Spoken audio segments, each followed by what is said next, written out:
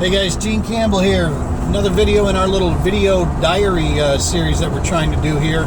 Just kind of documenting some of the stuff that goes into behind the scenes on tournament fishing, even at the very regional, local level here. So we've only had about 2 days in between our last event and this event, as far as 2 days to be at home, and now we're back on the road again. This is one of the tighter pieces of our schedule this year. It'll slightly open up a little bit for us to get a little bit better. But nevertheless, we're on our way to Winneconne, Wisconsin for the first stop in the Great Lakes Division for the FLW-BFL, Phoenix Bass Boats BFL, presented by TH Marine. We're on our way to that one. It's stop number 1. Because of the COVID situation, our schedule got rearranged a little bit. Still very happy to have all 5 events, though. That's kudos to the FLW for taking care of us in that regard. So the deal on Winneconne, it's called the Wolf River Chain. Basically starting up to the northern areas, you got the Wolf River that runs down, as far as what we're fishing, runs down into Lake Poygan and Lake Winneconne, which are basically 2 lakes that are separated by relatively invisible barrier, if you will. The 2 run right together. There's some reeds and some islands that kind of separate them a little bit, but not much. There's a wide pathway to get through. That goes down into Lake, I always get this name wrong, but Butte de Morts.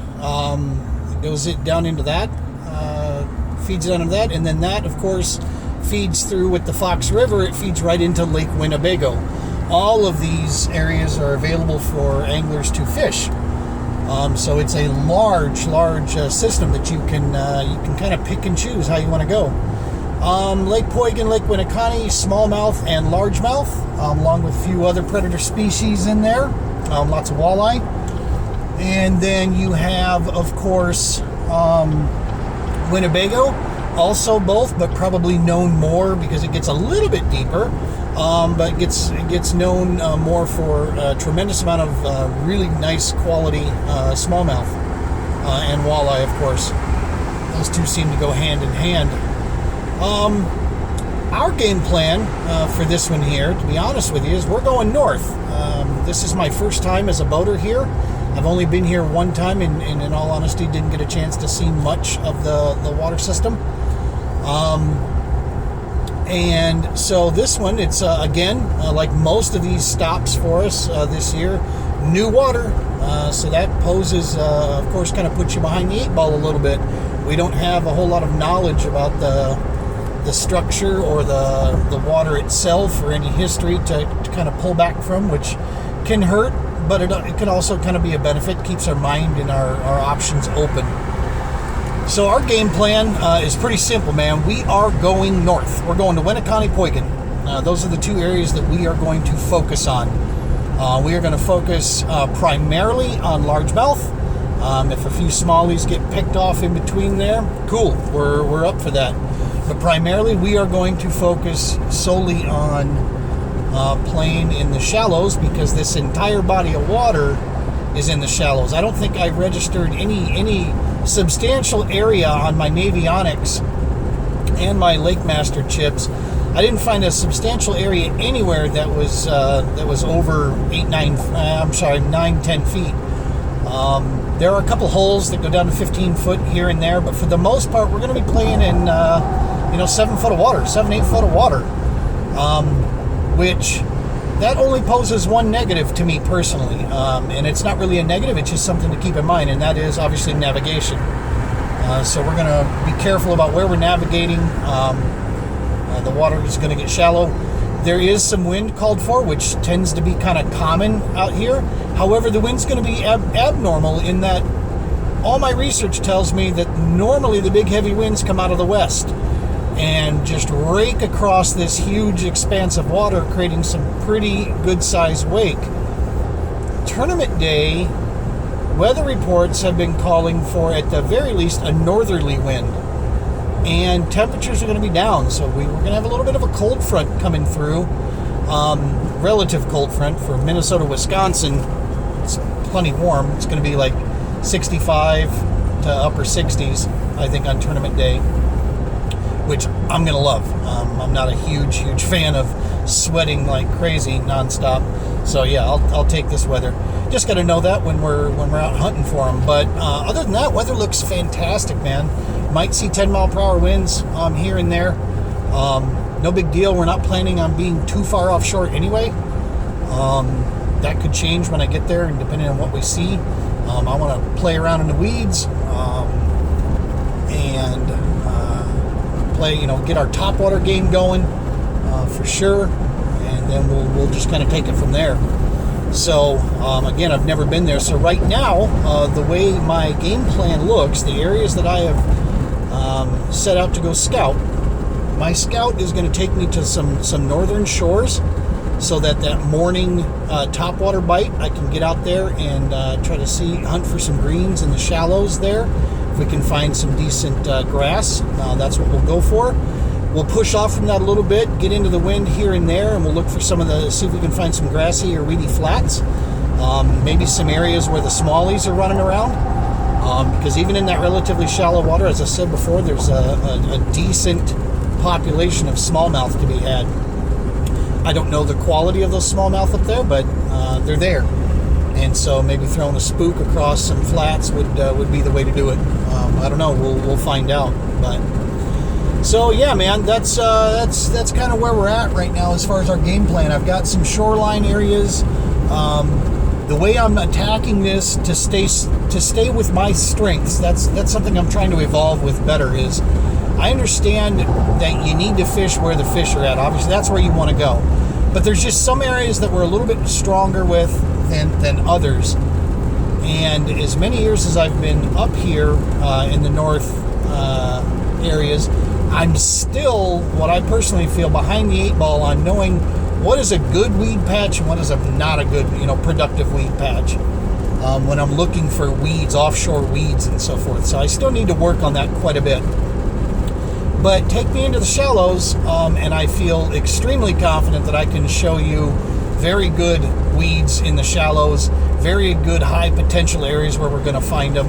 And our Clearwater event last week really stamped that home with me, where I struggled for half of the day looking on that offshore thing, finding those weed edges and so forth, and fishing what I thought was productive areas. And to be honest with you, I put one very small, like barely 2 pound, maybe a high one, a heavy one, in the boat on those.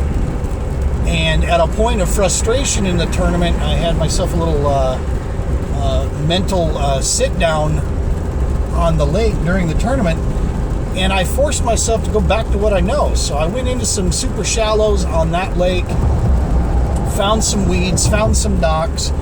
And next thing I know, we put in a couple solid 3-pounders in the boat, a heavy 2, and another small one that we put in the works there, and we ended up with our limit. And that was fishing from no practice in those areas, because all my areas that I practiced were elsewhere. So I'm going to take that and I want to build on that. That's the point of what I'm getting at with this long drawn out story, is I want to build on that moving forward. That's really what we're trying to do. Is I'm definitely going to practice and look for areas that suit my type of fishing better, where I have identified structure, I have identified shallow weeds, promotes good topwater action, because bass will bite topwater in just about any situation. You just have to be, sometimes they'll bite a little bit more prevalent than others, and you just need to know how to attract them and pull them up there. I have found that out and feel confident in that. It's just a matter of when is the best time for, I guess, your high numbers. So we're cautiously optimistic that, man, Winneconne could be a really solid event for us. I try never to count my chickens before the hatch. I've learned that as an advanced age human being. I try to be very smart and humble about my approach, but at the same time, I want to go after the areas that I feel the strongest in and see if we can't put something together. One other thing that I have to consider in this case too is now I'm going to have a co-angler. So we're going to have a guy in the back of the boat that's paid his money to show up here and fish, and he's going to be counting on me as a boater to put him on fish. So I take that responsibility seriously. I'm in the beginning stages of fishing. I fished from the back of the boat quite a bit, so I have a great deal of respect for that. I've had really good boaters that did their homework and put me around fish, and I've had other boaters that, quite frankly, I think showed up the day before, didn't have a clue where they were going or what they were doing, and I felt the ramifications of that. And so I want to make sure that I'm never one of those boaters to a co-angler. So I need to make sure that I can find some fish for both of us and put us in there and give them a solid opportunity to have themselves a good day as well. That is just my frame of thought and belief. I know there's other theories on that, and there's some guys out there that try to make an argument that the boater has more, obviously, invested in the ordeal, which sure, that's a given. Doesn't take away from the fact that both the co-angler and the angler are there to fish and compete, man. So I don't find any solid argument that tells me that I shouldn't do my very best to get them on fish and let them get their limit too. So, at any rate, we're gonna head out, man. We're hitting the major highway here. We're gonna crank it up. It's raining right now. It's supposed to be raining there. Some decent winds, 10 mile per hour for the next few days here. Tomorrow's going to be a little bit windier. It's going to make first day of practice a little trick, but our first day of practice will probably really end up being more scanning than anything. So we'll just bundle up and get out there and do what we do. Guys, I appreciate you taking the time to follow this. We're looking at over 10 minutes now.